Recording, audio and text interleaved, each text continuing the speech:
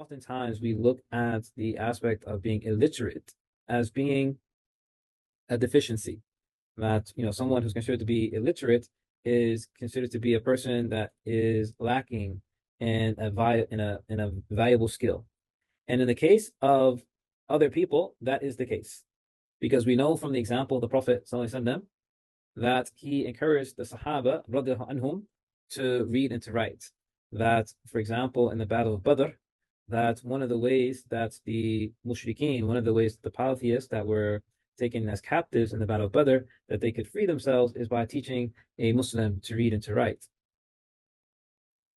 And so the Prophet ﷺ, he understood the benefit of a person knowing how to read and to write. So why are we saying that for him, sallallahu alaihi wasallam, it was an aspect of nobility for him that he was not a person who read and wrote.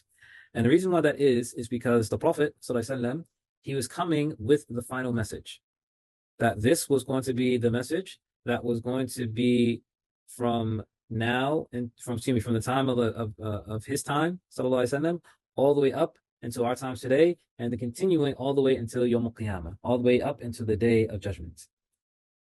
And so, that being the case, when the Prophet ﷺ came with his message, there were many who were opposed to it, and even to this day, we have many who are opposed to the message.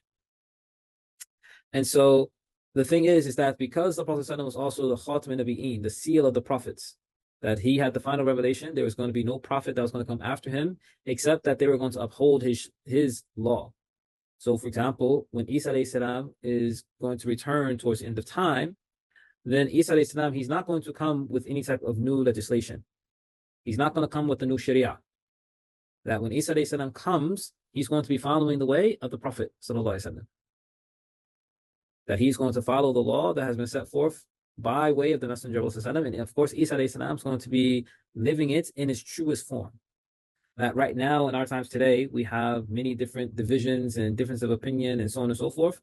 But when we get to the time of Isa alayhi salam and the Mahdi, then all of those things are going to fall by the wayside, as the saying might go. Why? Because they're going to be able to distinguish with absolute truth.